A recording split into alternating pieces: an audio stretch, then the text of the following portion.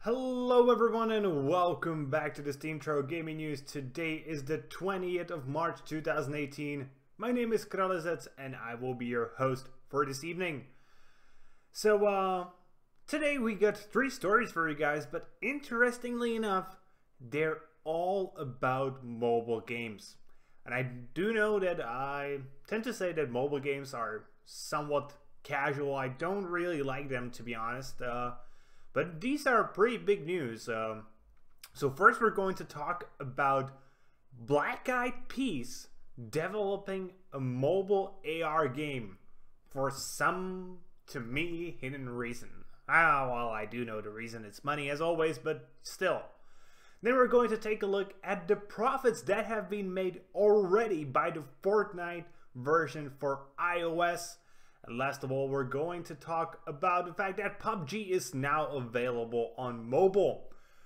But let's begin with the weirdest story, certainly of this year, maybe even longer. So you guys probably know of the band Black Eyed Peas. Honestly, they produce some pretty decent music. I can enjoy some of it, even though it's not really my thing, but sometimes they have good songs. And one of their members, known as will.i.am, said that they are developing the next Pokemon Go. More precisely, this will be a mobile AR game based on their Masters of the Sun IP.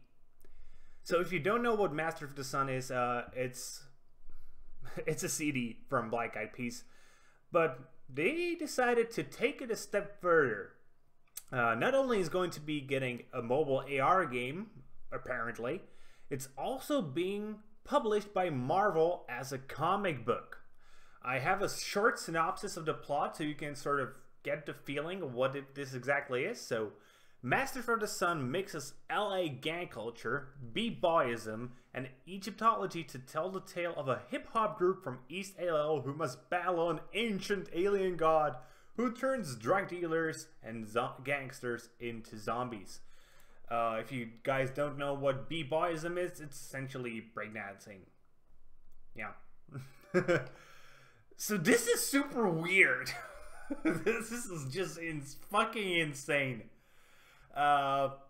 Obviously, I see the appeal to AR games with the amount of money Pokemon Go that made. There are some other games that are based on AR who didn't really do that well, and I'm going to guess straight away that this won't do that super well either.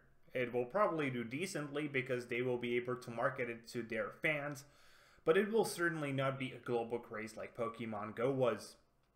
But I'm just fucking confused how this came into being. How did the members of Black Eyed Peas decide to develop a mobile game?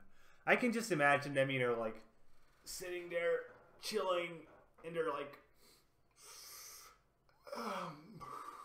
so man, have you tried Pokemon Go? And it's like, oh yeah, man, that shit was great. I got a shiny Pikachu. Yeah, we should make our own AR game. Yeah, we totally should. And that's exactly how it happened in my mind. Exactly, totally how it fucking happened.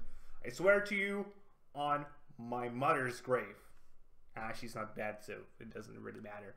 But seriously, this just baffles me to no freaking end, and I will try it out just because of it.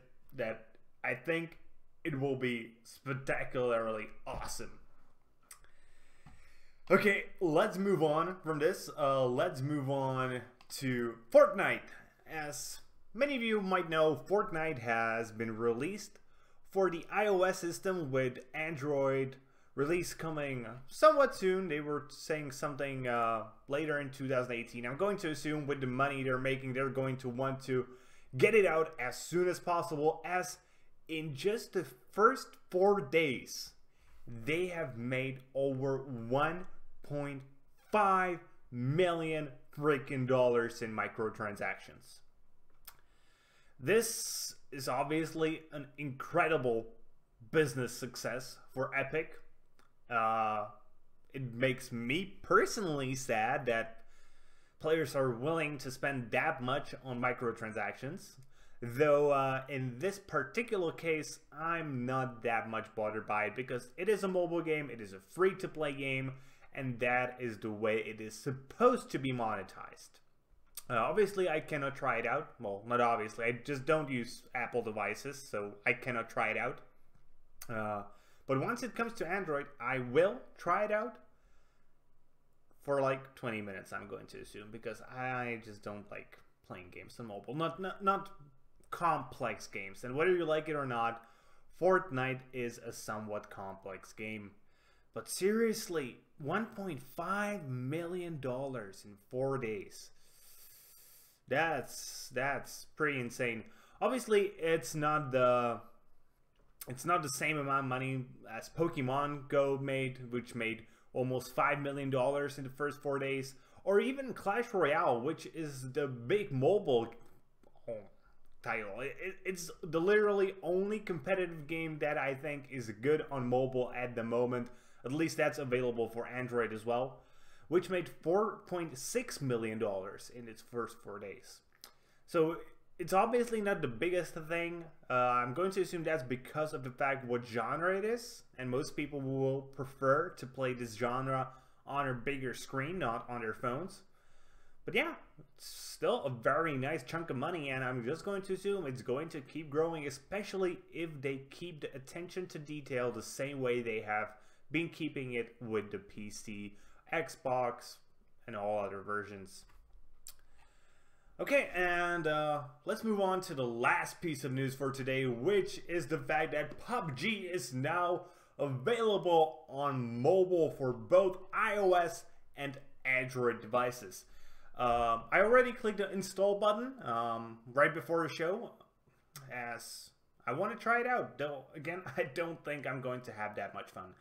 First of all, I prefer Fortnite to PUBG. I like the fact that it is a bit more casual, and that might seem like a contradiction for me saying I think mobile games are too casual, but there's a difference there. Mobile games can be competitive, as Clash Royale has definitely proven, but the thing is, the level of control is just so vastly different between mobile and PC that it is very hard to compare. Between consoles and mobile, it is slightly more comparable, especially if you're willing to chip out like $50 for one of those mobile gamepads where you sit your phone in the middle and then you actually have a gamepad. Then I think for console players the game might be somewhat playable, but I just hate playing freaking first-person shooters with a gamepad. I never got it. I just, you know, there's the WASD keys, there's the mouse, that makes sense to me. But having a controller in my hand and using this to move the camera and I know this is the channel that's supposed to bridge the gap between all kinds of gamers, but I think there are just some games for which a mouse keyboard combo is better, and first-person shooters I think definitely fall into that category. But I'm going to try it out, and I'm going to tell you tomorrow what I thought of it.